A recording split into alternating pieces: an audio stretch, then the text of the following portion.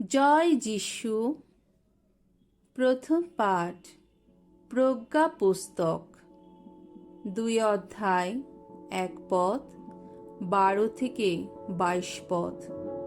ধার্মিকের বিরুদ্ধে দুর্জনদের ষড়যন্ত্র। অধর্মী মানুষ যারা, তারা তো অসার যুক্তি সাজিয়ে মনে মনে বলে, আমাদের জীবনটা কত ক্ষণস্থায়ী, কত দুঃখময়। হায়, মানুষের শেষ হলে আর কিছু করারই থাকে না।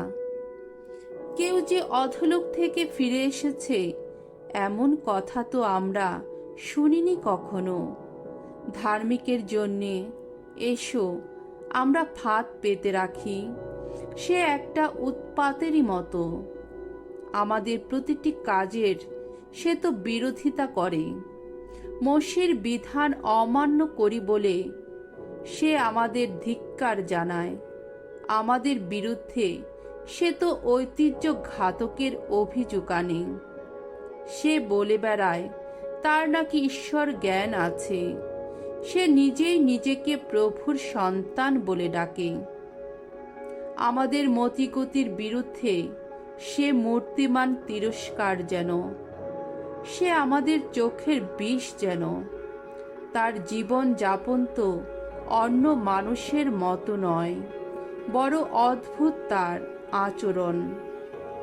তার কাছে আমরা যেন জাল কোনো কিছু। সে আমাদের সংস্পর্শ এড়িয়েই চলে, যেন তা কুলসিত কিছু। সকলকে সে বলে, ধার্মিকের শেষ পরিণাম নাকি বড়ই সুখের। আবার গর্ব করে বলে, স্বয়ং ঈশ্বরই তার পিতা। তাই এসো ওর কথা সত্য কিনা দেখে নেওয়া যাক, যাচাই করে দেখা যাক ওর পরিণাম কেমনই বা হয়। কেননা ওই ধার্মিক সত্যি যদি ঈশ্বরের পুত্রই হয়, তাহলে ঈশ্বর নিশ্চয়ই ওর সহায় হবেন, ওকে শত্রুর কবল থেকে উদ্ধারও করবেন। এসো ওকে লাঞ্ছনার যন্ত্রণা দিয়ে যাচাই করে নিই, যাতে আমরা জেনে নিতে পারি ও সত্যি শান্ত স্থির কিনা, বুঝে নিতে পারি ও সত্যি সহনশীল কিনা। এসো ওকে আমরা হেয় মৃত্যুদণ্ডে দণ্ডিত করি, কেননা স্বয়ং ঈশ্বর নাকি ওর পাশে এসে দাঁড়াবেন, এ কথা তো ও নিজেই বলেছেন। অধর্মী মানুষ যারা, তারা তো এভাবেই যুক্তি সাজায়। কত ভ্রান্ত তারা, তাদের নষ্টামি তাদের অন্ধই করেছে। ঈশ্বরের গোপন পরিকল্পনা তারা বুঝতেই পারে না, আশা করতে পারে না পবিত্র জীবন যাদের, তারা একদিন পাবে পুরস্কার। নির্দোষ মানুষ যে বিশেষ কিছু লাভ করতে পারবে, এমন বিশ্বাসও তাদের তো নেই। প্রভুর বাণী। ঈশ্বরকে ধন্যবাদ। সাম সঙ্গীত 34 অধ্যায় 16 থেকে 20 পদ এবং 22 পদ। ধূপ। ভগ্ন হৃদয় যারা, ভগবান তাদের কাছে কাছেই থাকেন। অন্যায় করে যারা, ভগবান তাদের প্রতি সদাই বিমুখ। তিনি এই পৃথিবীর বুক থেকে তাদের সমস্ত স্মৃতি মুছে ফেলবেন। ধার্মিকেরা ডাকে, ভগবান সাড়া দেন। সকল সংকট থেকে তাদের তিনি উদ্ধার করেন। ভগ্ন হৃদয় যারা, ভগবান তাদের কাছে কাছেই থাকেন। বিচূর্ণ যাদের মনোবল, তাদের তিনি রক্ষা করেন। ধার্মিকের জীবনে আসে অনেক দুর্ভোগ, ভগবান সব কিছু থেকেই তাকে কিন্তু উদ্ধার করেন। অধর্ম অন্যায় দুর্জনের মৃত্যু ঘটায়। ধার্মিকের শত্রুরা অবশ্যই শাস্তি পাবে। ভগবান মুক্তিপণ দিয়ে নিজের সেবকদের উদ্ধার করেন। যারা তার শরণাগত, তাদের কেউই দণ্ডিত হবে না।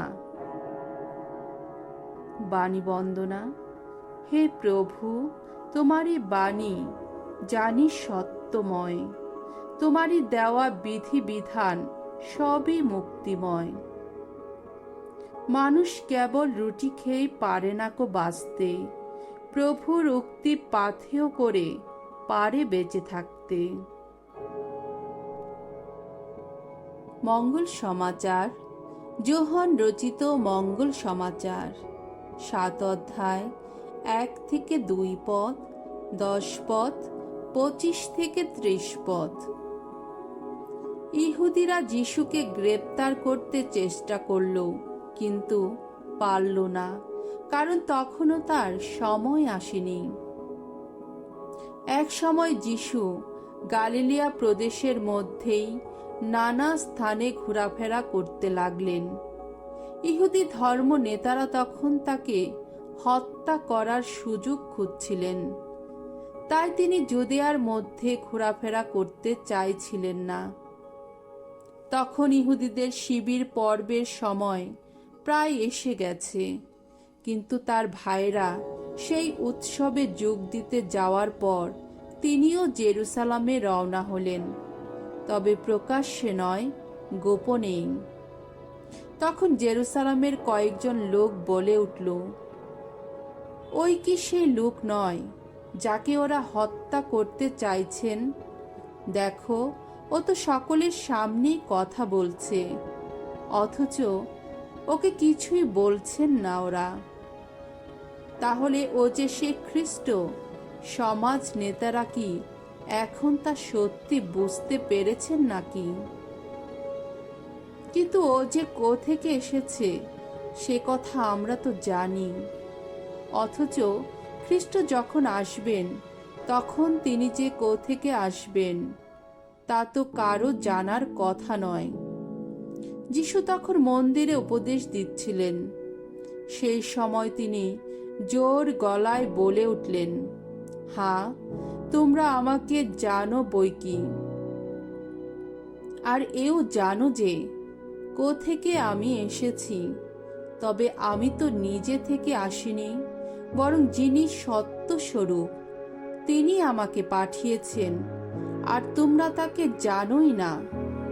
আমি কিন্তু তাকে জানি, কারণ তার কাছ থেকেই এসেছি আমি, আর তিনি আমাকে পাঠিয়েছেন। তখন সেই কয়েকজন লোক যিশুকে ধরবার জন্য এগিয়ে এলো, কিন্তু কেউই তার গায়ে হাত দিতে পারল না। তার সেই সময়টি যে তখনও আসেনি। প্রভুর মঙ্গলময় বাণী। খ্রিস্ট প্রভু তোমার প্রশংসা হোক।